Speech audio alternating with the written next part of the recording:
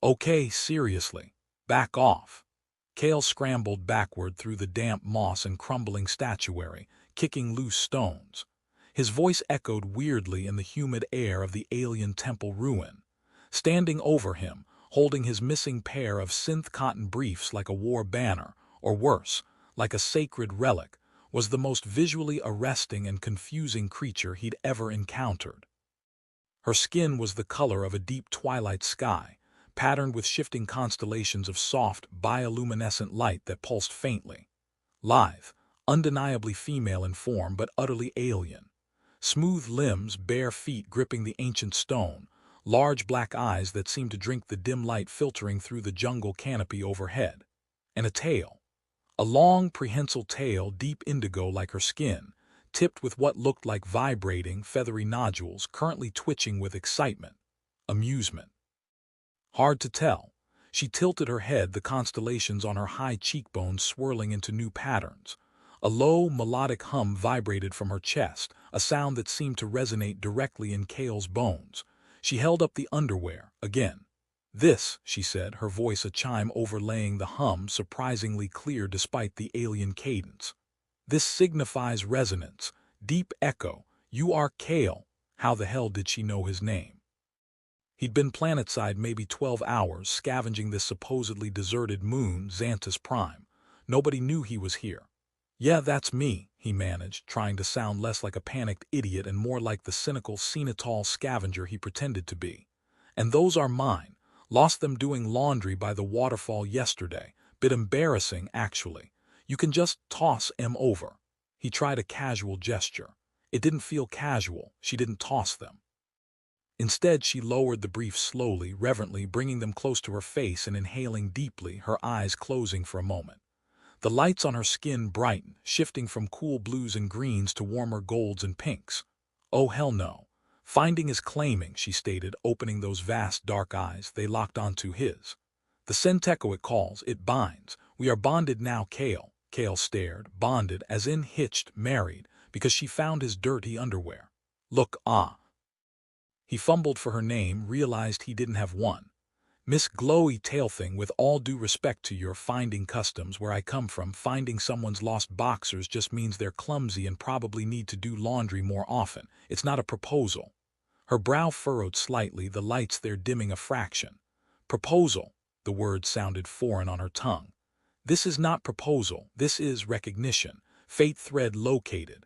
The great pattern acknowledged. She took a step closer, her bare feet silent on the mossy stone. Her tail swished gently behind her, the tip brushing against a crumbling vine. I am Lyra of the Cathar. Kale pushed himself further back until his shoulders hit the cool, damp stone of a fallen statue carved with interlocking spirals. He was trapped, literally. Right, Lyra, nice to meet you, under extremely weird circumstances. He tried to keep his tone light, but panic was starting to bubble. Look, Cathar customs, human customs, big difference. Huge, galactic-sized difference. For humans, bonding involves, dadding, talking, shared interests, not lost undergarments. Lyra tilted her head again, a picture of innocent confusion layered over something ancient and knowing. The lights on her skin pulsed softly. Talking, she echoed. Scent does not lie, touch does not lie, resonance is. You resonate with this place, with this scent. She gestured with the underwear again. Kale resisted the urge to groan. My sweat resonates, she smiled then, a flash of startlingly white teeth. The lights on her cheekbones flared bright gold. Your essence, your core spark, it sings a lonely song, now not lonely. She took another step, closing the distance until she was kneeling just inches away. Close enough he could feel a faint warmth radiating from her skin, smell a bizarrely pleasant scent like ozone and night-blooming flowers. Close enough that the humming vibration seemed to sink right through his skin. We are bonded, Kale. The ritual is acknowledged by my finding. Now we begin. Her hand, long-fingered and smooth, reached towards his face. Kale flinched back instinctively, heart hammering against his ribs. This was insane, utterly, certifiably insane. And yet, looking into those deep, endless eyes, feeling that strange vibration, a tiny, treacherous part of him was ridiculously curious about what begin actually meant. Kale held up a hand, palm out. Whoa, hold on, boundaries, personal space bubble. He tried to inject authority into his voice, which was difficult when a glowing alien woman who thought they were married was practically sitting in his lap and still holding his underwear. Look, Lyra, I appreciate the recognition, but this is a misunderstanding, a massive interspecies lost clothing-related misunderstanding. Lyra paused, her hand hovering near his cheek. Her dark eyes scanned his face, searching. The constellations on her skin swirled slowly, a mesmerizing cosmic dance. Misunderstanding, she repeated the word carefully, testing its shape. The pattern does not misunderstand, scent does not equivocate. Her gaze dropped pointedly to the brief she still held. This garment carries strong essence, worn close to your core, lost near a power locus. She gestured vaguely at the crumbling temple around them. Found by one attuned, it is clear. Kale sighed, running a hand through his already messy hair. How did you argue with cosmic underwear destiny? It's fabric, Lyra, synth cotton blend, mass-produced on Kepler 186f. It's not a mystical artifact, it just covers my junk. Lyra's brow furrowed again, the lights dimming. Junk, my private parts, Kale mumbled, feeling heat rise in his cheeks. The point is, it has no ritualistic significance for my species. None. Zip. Nada. But it has significance for mine, she countered, her tone shifting from melodic curiosity to something firmer, edged with dominance. The lights on her skin sharpened, becoming less diffuse, more defined geometric shapes. You are on a Cathar sacred site. You left a token of deep personal resonance. I found it. The energies converged. The bond is initiated. My ritual applies here, Kale. My culture dictates the next steps. Kale swallowed. Okay, the dominant vibe wasn't just his imagination. There was an underlying intensity to her, a sense of coiled power beneath the ethereal beauty. And she had a point about being on her turf, maybe. He didn't actually know whose temple this was. The sector charts just listed Xantus Prime as uninhabited ruins. Clearly, the charts needed updating. And what are the next steps? He asked warily. Assuming, purely hypothetically, that I acknowledge this bond initiation. Lyra's expression softened slightly, the lights easing back into softer swirls. A hint of playful curiosity returned to her eyes. Proximity, she stated simply. Observation, harmonizing our resonances. Shared space facilitates this. She gestured around the damp, crumbling chamber. Here is acceptable, or your nest, Kale blinked. My nest, you mean my ship? Lyra nodded, a graceful inclination of her head. Your traveling shell, it carries your scent most strongly. Better for harmonization. Right, harmonizing. Kale scrubbed a hand over his face. His ship, the Rusty Bolt, was barely big enough for him, let alone him and a glowing alien who thought they were newlyweds because of his poor laundry habits. Look, Lyra, my ship is cramped and messy, probably not great for harmonizing resonances. Closeness accelerates the process, she replied serenely, apparently unfazed by the prospect of cramped messiness. Her tail gave a little flick, the sensory nodules at the tip seeming to quiver. Was she tasting the air, sensing his reluctance? And you cannot leave yet. Great storm approaches. Kale frowned. Storm? My scanners didn't show anything. Lyra just smiled faintly, a knowing look in her eyes. Planetary energies shift. The air stills before the sky weeps. Cathar feel these things. We will shelter together. As if on cue, a low rumble echoed from outside, deeper than the temple's usual ambience. The dim light filtering through the canopy flickered as unseen clouds gathered. Great, just great, stuck in a ruin, possibly with space underwear ritual wife during a surprise storm. Okay, Kale conceded, feeling trapped by circumstance as much as by her logic. Okay, fine, we shelter, but no harmonizing, just waiting out the rain, separately, in the same general vicinity. Lyra's smile widened, the lights on her face brightening. She finally lowered the underwear, tucking it carefully into a woven pouch at her hip like a treasured keepsake. Kale decided not to comment on that. We begin, she murmured again, the vibration in her voice sending a shiver down his spine despite the humid air. She shifted, settling back on her heels, her gaze fixed on him with unnerving intensity. Close proximity. Observation. She wasn't kidding. This was going to be the longest storm of his life.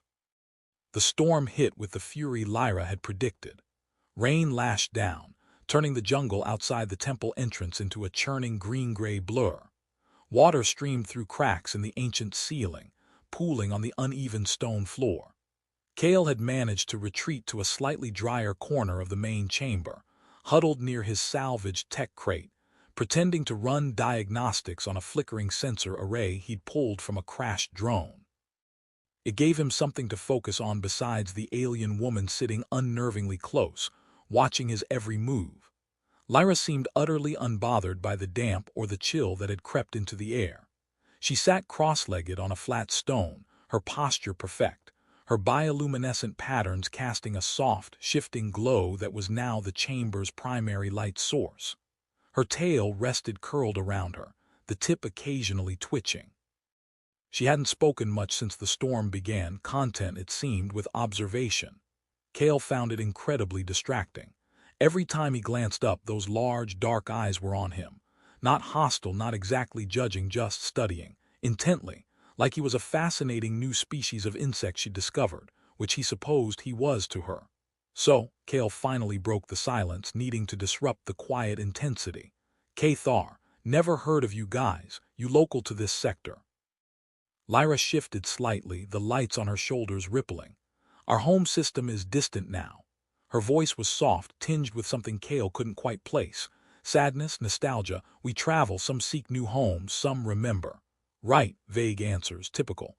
And this finding ritual, is it common, people just leaving their personal items lying around sacred sites for others to find and trigger instant marriage? Lyra tilted her head. Not marriage, she corrected patiently. Bonding. Resonance alignment. And it is not common, no. It is significant, rare, auspicious. She paused, her gaze flickering towards the pouch at her hip where his underwear resided.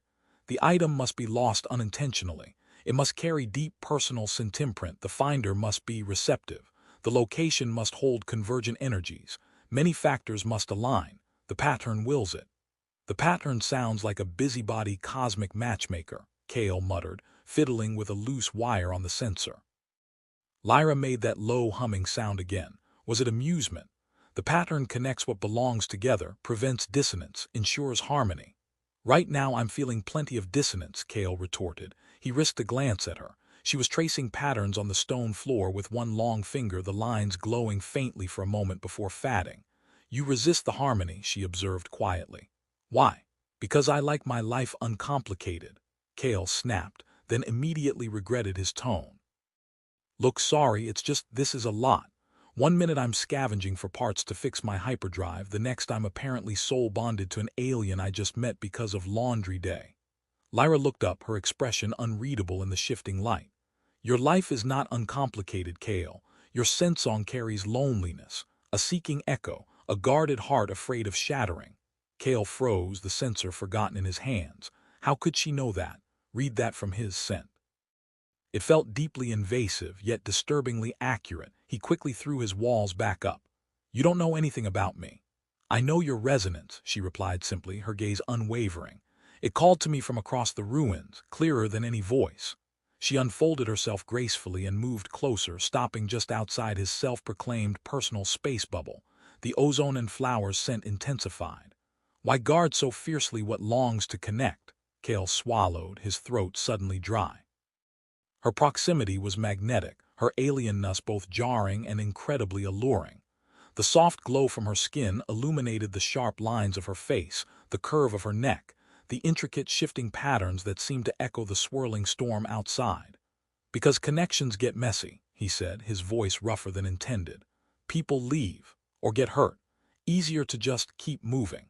Lyra reached out, her fingers hovering just above the back of his hand where it rested on the crate. He could feel the warmth radiating from her skin, see the faint blue light tracing the lines of her knuckles. Perhaps, she whispered, her voice dropping to that bone-resonating hum, the pattern seeks to end your moving, to offer anchor. Her fingers brushed his skin. It felt like a jolt of static electricity, warm and startling. Kale snatched his hand back as if burned, his heart doing a frantic drum solo against his ribs. Lyra simply watched him, a flicker of something, disappointment. Curiosity. In her dark eyes before her expression smoothed back into serene observation. The air crackled with more than just the storm. The storm raged for 2 full rotations of Xantus Prime. Kale's small supply of ration bars dwindled, and his patience wore thinner than the hull plating on the rusty bolt. Lyra, infuriatingly, seemed to thrive. She moved through the ruins with silent grace, occasionally venturing out into the deluge briefly, returning with strange, bioluminescent fungi or plump, purple fruits Kale wouldn't dare touch.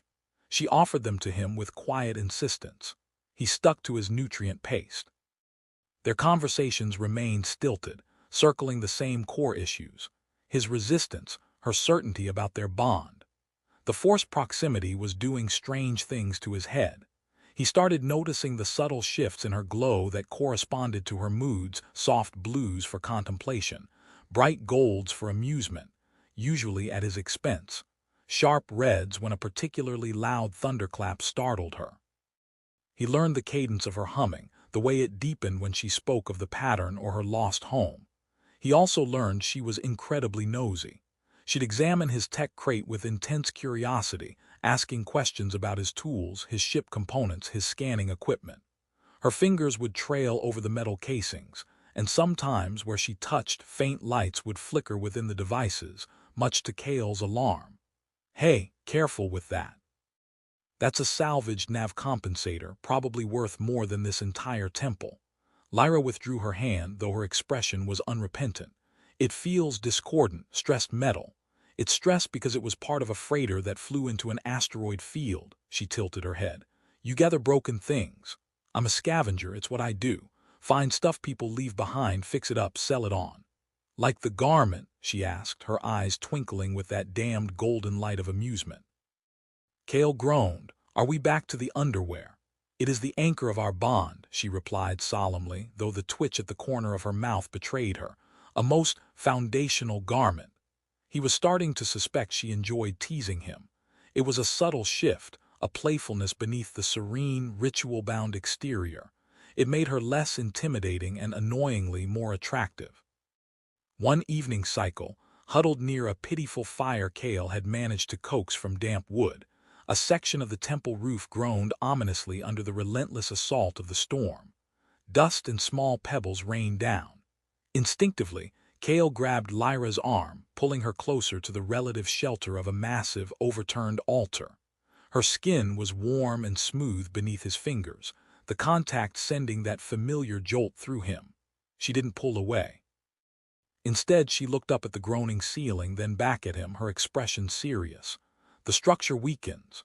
"No kidding," Kale muttered, acutely aware of her shoulder pressing against his, the scent of ozone and strange flowers filling his senses. More debris pattered down.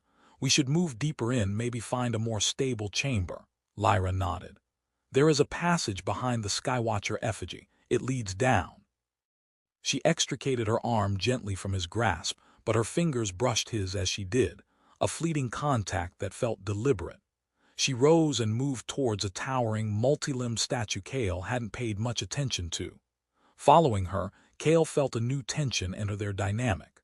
The shared moment of minor peril, the instinctive grab, the brief physical contact, it had shifted something.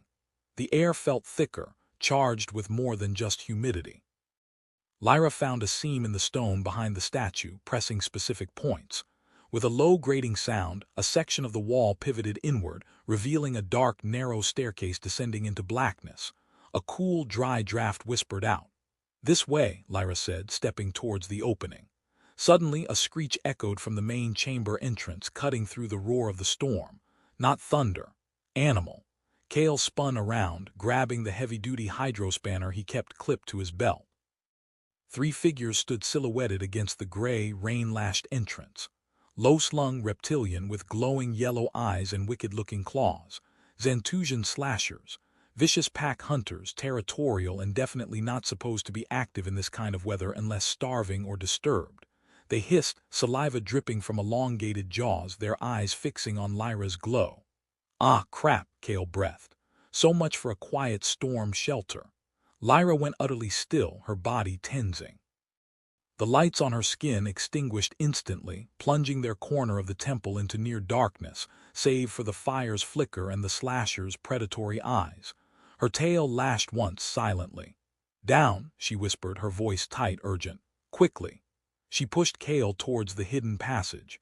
He hesitated for only a second, then scrambled towards the stairs. The slashers were advancing, their claws clicking on the wet stone.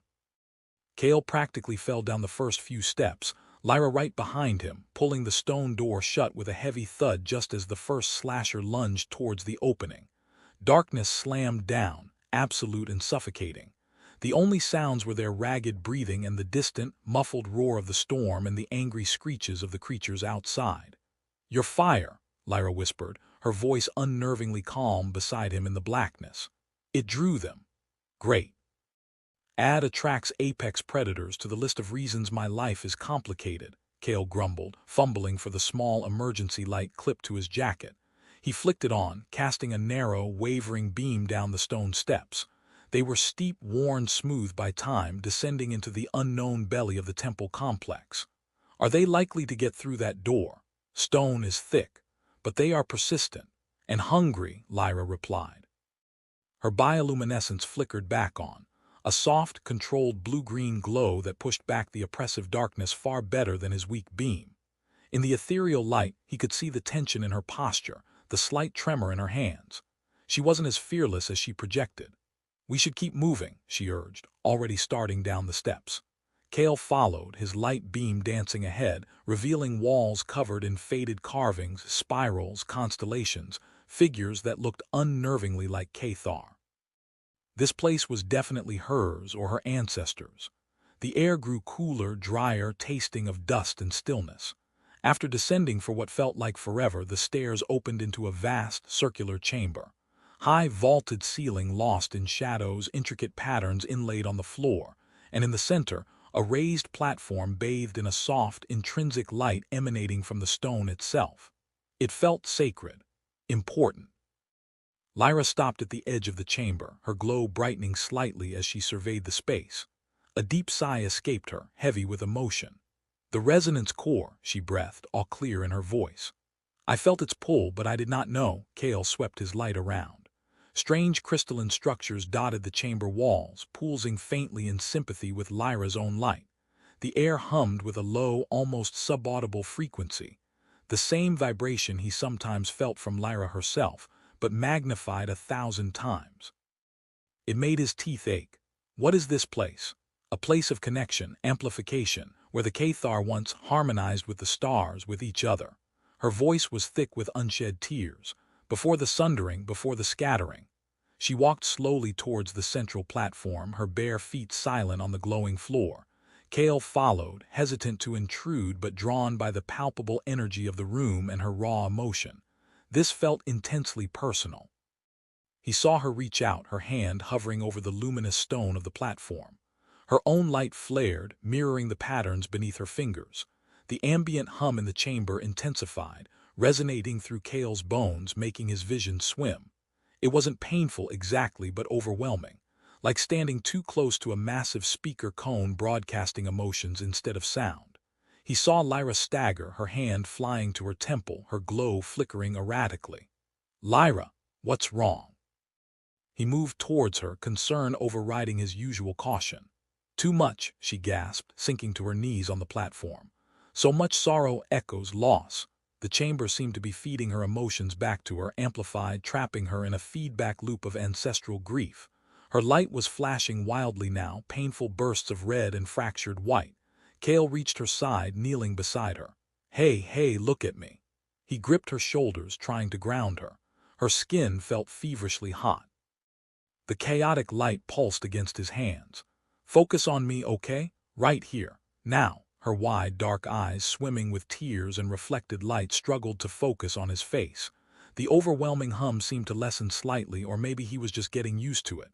"It hurts," she whispered, her voice trembling. "The echoes of what was lost." "I know," Cale said softly, surprising himself with the certainty. He didn't know her history, but he knew loss. He knew the ache of loneliness she claimed to sense in him. "But that's the past, Lyra. Right now it's just us, here." He kept his grip firm, his gaze steady on hers.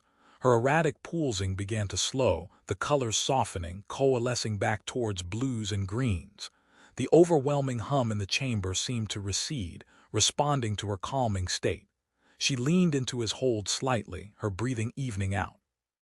They stayed like that for a long moment, kneeling on the glowing platform in the heart of the ancient temple, the echoes of her people's sorrow swirling around them, held at bay only by their fragile present connection.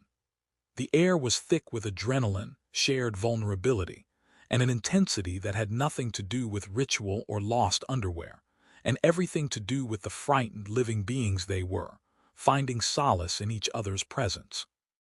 The near panic, the overwhelming sensory input, the sudden shared vulnerability, it shattered the remaining awkwardness between them. When Lyra finally pulled back slightly, her glow steadier, her eyes clearer, the way she looked at Cale was different. Rower, less guarded. The teasing alien was gone, replaced by someone who had just weathered an intense emotional storm, amplified by the very core of her heritage. The chamber remained their sanctuary. The slashers, occasional frustrated screeches against the stone door served as a distant reminder of the outside world, but down here, cocooned in the soft light and resonant hum, time seemed to stretch and blur. Lyra recovered slowly from the overwhelming influx of the resonance core, the experience leaving her quieter, more introspective. Cale found himself watching her, not with suspicion or annoyance, but with a growing, unwilling tenderness. He saw the vulnerability beneath her Cathar certainty, the ancient pain she carried. He gave her space, busying himself by examining the strange crystalline structures on the walls, careful not to touch anything after Lyra warned they were sensitive energy conduits. He tried to map the chamber mentally, figure out its purpose beyond amplifying sorrow. Lyra eventually joined him, her usual grace restored, though a certain fragility lingered in her eyes. She pointed to intricate carvings near one of the larger crystals. "These tell the story of the first travelers," she explained, her voice soft. "How they learned to navigate the star currents using resonance, guided by cores like this one." Cale listened, genuinely interested for the first time in Cathar lore that wasn't about bonding rituals. He asked questions, and she answered, sharing fragments of a culture both advanced and deeply connected to energies he couldn't comprehend. They talked for hours, moving from history to their own lives. Cale spoke cautiously about his past, the orphanage on Cygnus X1, the endless string of short-lived piloting gigs, the constant movement that kept attachments at bay. Lyra listened intently, her glow shifting in subtle response to his narrative, reflecting empathy, curiosity, sadness. She in turn spoke of the Sundering, a cataclysm that fractured her people, scattered them across the galaxies, leaving sacred sites like this one abandoned, fading. She didn't explicitly state why she was here alone, but Cale pieced together hints of exile, of refusing a path laid out for her, of seeking something lost. The easy intimacy of their conversation felt more binding than any ritual. Later, exhaustion claimed them. Cale offered Lyra the cleaner of his 2 emergency blankets. She accepted it with a soft murmur of thanks, curling up near the base of the central platform, the stone's gentle light illuminating her sleeping form. Cale settled nearby, leaning against a smooth wall, the hydrospanner resting across his lap. He couldn't sleep. He watched her, the slow, rhythmic pulse of her light, the peaceful expression on her face. The absurdity of their meeting, the underwear incident seemed like a lifetime ago. It was the catalyst, the bizarre cosmic joke that had thrown them together, but what was growing between them now felt real, earned. He felt a fierce, protective urge towards this strange, luminous woman who carried the weight of a shattered civilization and still found room for playful teasing. He finally understood what she meant by resonance. He felt it, a low, thrumming connection that went deeper than physical attraction. It was a pull, an alignment he hadn't known he was missing until she'd stumbled into his life holding his damn boxers. He must have drifted off because the next thing he knew, a soft touch brushed his cheek. He jerked awake instantly, hand tightening on the spanner. Lyra was kneeling beside him, her face inches from his, her expression unreadable in the dim light. "You dreamt," she whispered. "Your scent-song was troubled." Cale relaxed his grip, his heart rate slowly returning to normal. "Just old ghosts." Lyra's fingers lingered on his cheek, feather-light. The warmth, the faint electrical tingle spread through him. This time he didn't pull away. Her gaze dropped to his mouth, then lifted back to his eyes. The air crackled. The resonant hum of the chamber seemed to focus, drawing them into its field. "The bond," she murmured, her voice husky, vibrating against his skin. "It strengthens in shared space, shared vulnerability." Kale swallowed hard. His carefully constructed walls felt like sandcastles against the tide of her presence, her touch, the undeniable pull between them. He'd been fighting it, resisting the connection, terrified of the potential for pain. But looking into her eyes now, seeing the echo of his own loneliness reflected there, the fight went out of him. "Lyra," he breathed, his voice barely a whisper. She leaned closer, the scent of ozone and night flowers enveloping him. Her lips, cool and soft, brushed against his. It wasn't demanding, not possessive. It was hesitant, questioning, yet filled with an intensity that stole his breath. He closed the remaining distance, his hand coming up to cup the back of her neck, fingers tangling in the surprisingly soft, short hair at her nape. Her skin was incredibly smooth, radiating that gentle warmth. The kiss deepened, slow and exploratory at first, then gaining heat, urgency. It was unlike anything Kale had ever experienced. A flood of sensory input, the taste of her, exotic and sweet, the soft hum vibrating through her lips, the way the lights on her skin pulsed brighter, swirling in mesmerizing patterns against his closed eyelids. It felt like kissing starlight. The kiss shattered the last vestiges of Kale's resistance. He pulled Lyra closer, shifting until she was settled in his lap, her body fitting against his with surprising rightness. Her arms wrapped around his neck, her touch sending shivers down his spine. The kiss broke, both of them breathing heavily, foreheads resting together. Her glow cast intricate shadows across his face. "Kale," she whispered, the sound thick with emotion. He traced the line of her jaw with his thumb, marveling at the smoothness of her skin, the subtle warmth. "Yeah," was all he could manage, his voice rough. The air in the resonance core chamber hummed around them, no longer overwhelming but almost encouraging. The ambient energy seemed to weave through them, amplifying the connection sparked by their touch. Lyra's hands explored his face, his shoulders, his chest, her touch surprisingly bold now, full of curiosity and rising heat. Where her fingers lingered, his skin tingled, felt strangely energized. He explored her in turn, running his hands down her back, feeling the sleek muscle beneath the smooth skin, the unexpected strength in her frame. He traced the line where her tail joined her spine, earning a soft gasp and a tightening of her arms around him. Her bioluminescence shifted constantly, waves of color washing over her skin, deep violets, pulsing reds, flashes of brilliant gold reflecting her escalating arousal and emotion. It was like watching a nebula come alive. Kale fumbled with the fastenings of his jacket, shrugging it off, needing less barrier between them. Lyra watched him, her dark eyes luminous, pupils dilated.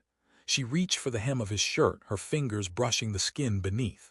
The contact was electric. He sucked in a sharp breath. She mirrored the action, slowly pulling her own simple, tunic-like garment over her head. The sight of her, fully revealed in the soft light of the chamber, her skin a canvas of shifting cosmic light, stole the air from his lungs. She was utterly alien, yet breathtakingly beautiful. Her body was lean, athletic, marked by those swirling patterns of light that seemed more vibrant now, concentrated along her spine, her hips, the curve of her breasts. He reached out, hesitant for a moment, then let his hand hover just above her skin. "May I?" he asked, the question feeling vital. Lyra nodded, her gaze locked with his. She placed her hand over his, guiding it to rest against the warm, glowing skin of her abdomen. The moment his palm made full contact, a wave of sensation washed over him, not just physical warmth, but a dizzying flood of emotion, images, feelings that weren't his own. Joy, curiosity, a deep-seated ache of loneliness now tinged with hope, flashes of starlit Cathar skis, the echo of the sundering sorrow, and overriding it all, a powerful wave of desire directed solely at him. It was overwhelming, intimate beyond words. He gasped, pulling his hand back slightly. "What was that?" Lyra's eyes were soft, understanding. Cathar intimacy is shared resonance. Touch allows deeper connection, feeling with. She took his hand again, gently placing it back on her skin. "Do not fear it, share with me." Hesitantly, Kale focused, letting the sensations wash over him, trying not to be swept away. He let his own feelings surface, the awe, the attraction, the fear giving way to a desperate need for this connection. He felt her shudder slightly as his own emotions reached her, saw the lights on her skin flare in response. It was terrifying and exhilarating. He leaned in, kissing her again, pouring his burgeoning feelings into the touch. Their exploration became mutual, hesitant touches replaced by bolder caresses. Kale discovered the sensitive nodules at the tip of her tail elicited shivers of pleasure that made her glow pulse erratically. Lyra learned the places on his human skin that made him tremble, her touch both clinical in its curiosity and searing in its effect. Their differences were stark, his solid warmth against her smooth coolness laced with internal heat, his predictable human responses against her alien shifts of light and resonance. Yet somehow it worked. It more than worked. It was a fusion, a joining that transcended species. When they finally came together fully, the resonance core around them seemed to sing. The light intensified, the ambient hum rising in pitch, wrapping them in a cocoon of energy and sensation.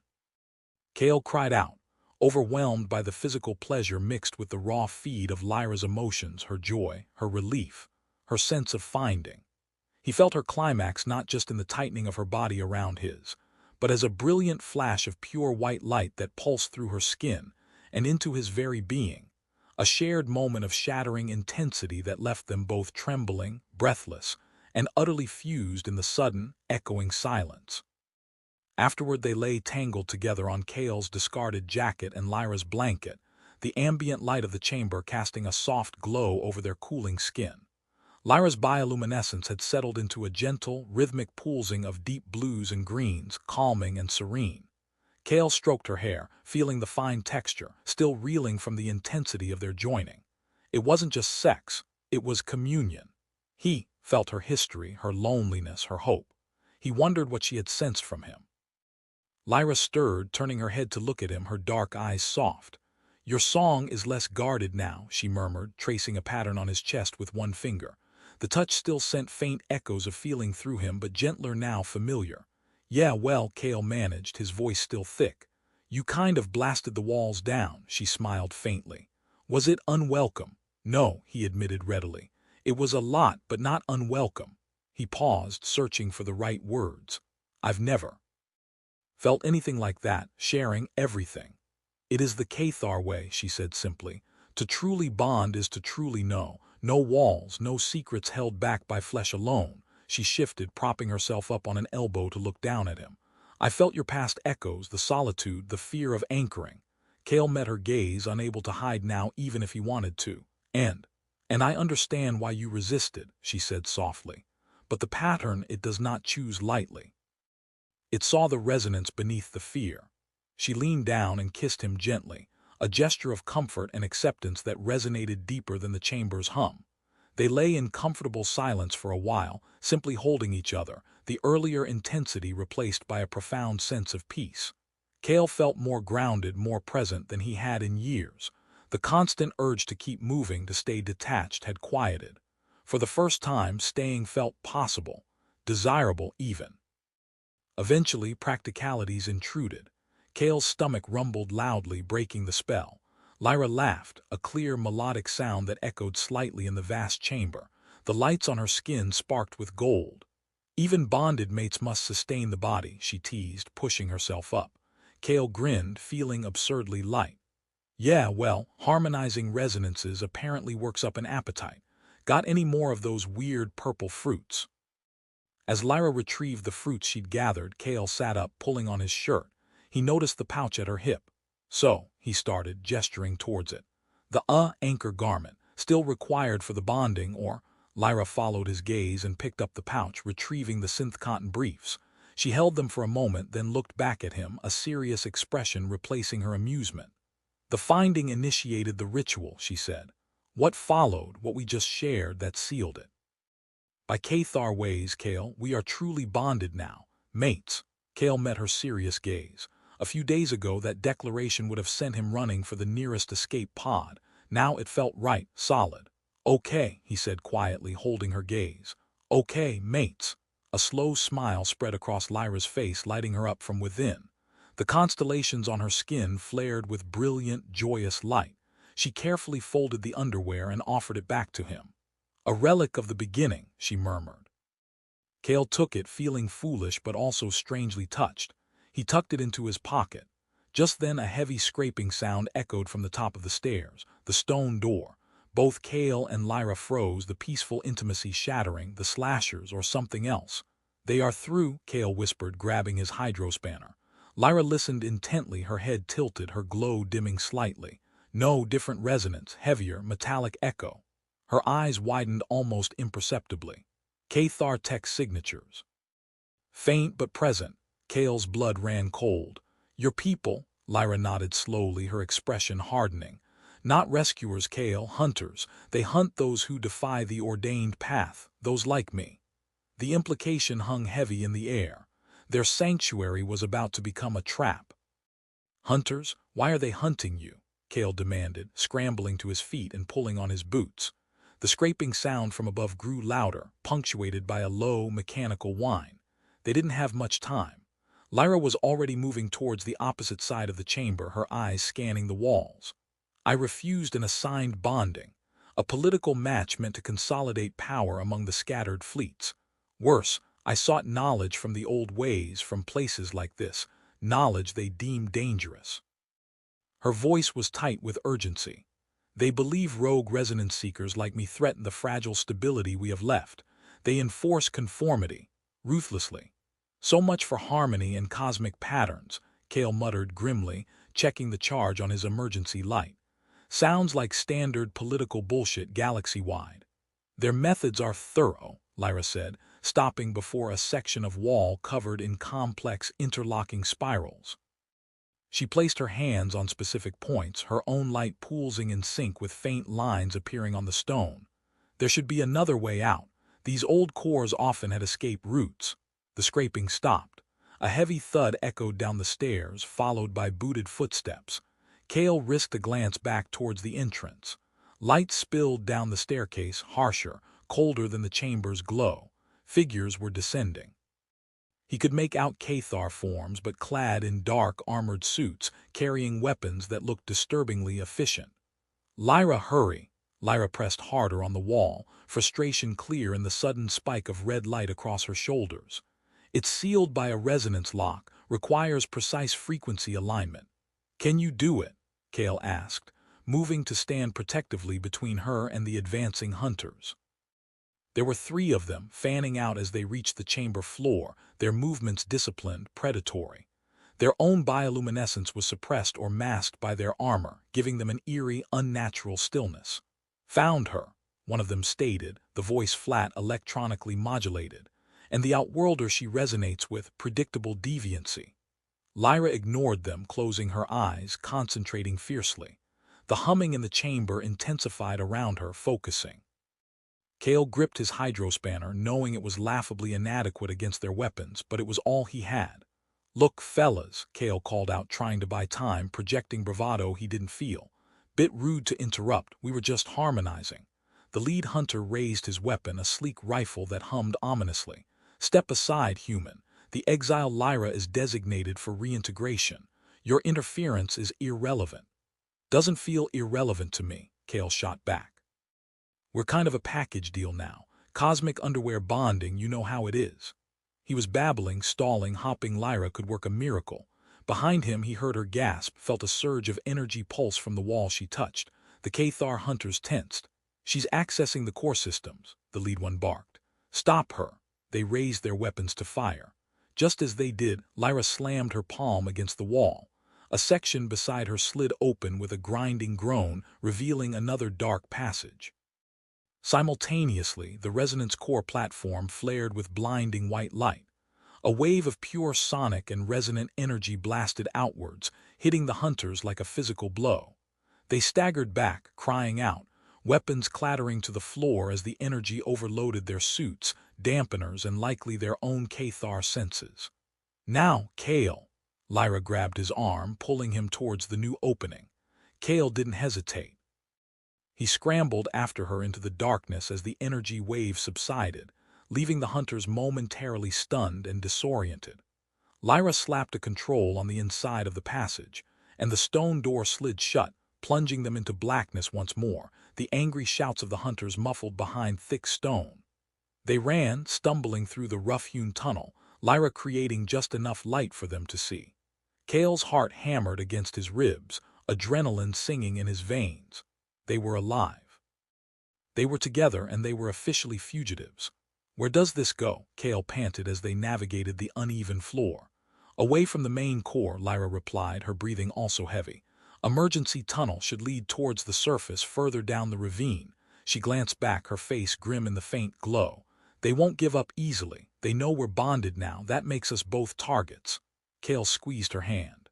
"Yeah, well, they messed with the wrong Cathar exile. And her." Resonance harmonized, junk-covering garment-losing human. Lyra actually managed a small, breathless laugh. "We need a better title, Cale." "Working on it," he promised, pulling her forward. "Let's just get clear first." Their escape was far from over, the future uncertain and dangerous. But as they ran hand in hand through the ancient tunnels, leaving behind the echoes of sorrow and the threat of conformity, Cale felt a spark of something he hadn't felt in a long time, defiant hope. They were bonded, hunted, and running for their lives, but they were together, and for now that was everything. The tunnel eventually deposited them onto a narrow ledge overlooking a deep, mist-filled ravine, far from the main temple entrance. The storm had passed, leaving behind dripping foliage and the scent of rain-washed earth. Dawn was breaking, painting the sky in hues of violet and orange. Cale took deep breaths of the cool, clean air, scanning the jungle-choked slopes. No immediate sign of pursuit. Lyra leaned against the rock wall beside him, her glow muted, her body language radiating exhaustion but also relief. She touched the pouch at her hip, a subconscious gesture, perhaps checking on the anchor garment that started it all. Cale followed the movement, a wry smile touching his lips. "Still got it." Lyra glanced at him, understanding his reference. A faint blush of pink light colored her cheeks. "It seems important now, a reminder." "Of how utterly insane the universe can be," Cale suggested. "Of how the pattern finds its way even through absurdity," she countered softly. They stood in silence for a moment, watching the mist swirl below. The immediate danger had passed, but the implications of their new reality settled heavily. "They'll alert their fleet," Lyra said eventually, her voice low. "Put out bounties. We won't be safe anywhere Cathar influence reaches." "Which is how far?" Cale asked. "Scattered, unpredictable. They have hidden outposts, listening stations, and informants." She sighed, weariness evident in the slump of her shoulders. "We cannot go back to your ship." "They likely tracked its signature when they located me." Cale nodded grimly. "The rusty bolt was probably already compromised or booby-trapped. His home, his livelihood gone, just like that. But strangely, the loss didn't hit as hard as he expected. It was just a ship, replaceable." He looked at Lyra, at the intricate light patterns shifting across her skin, the fierce determination that was settling back into her eyes as her strength returned. "Not replaceable." "So," he said, turning to face her fully. "New plan. We're fugitives bonded with no ship and Cathar hunters on our tail. What's the next move, partner?" Lyra met his gaze, a spark igniting in her dark eyes. The word partner seemed to resonate with her. "There are options, other exiles, hidden Cathar communities who resist the conformity. Worlds outside the common space lanes where we might find passage allies." She hesitated. "It will be dangerous, uncertain." "Sounds like my Tuesday," Cale quipped, though his expression was serious. "Look, Lyra, I didn't sign up for this. Not consciously anyway, but I'm here, with you. That resonance core thing, feeling what you felt, seeing what they wanted to do to you, I'm in. Wherever we need to go, whatever we need to do, we do it together." Her breath hitched, and the light on her skin flared with brilliant turquoise and gold. A wave of raw emotion washing over her features, relief, gratitude, affection so potent Cale felt an echo of it in his own chest. She reached out, cupping his face in her hands, her touch sending that familiar, comforting warmth through him.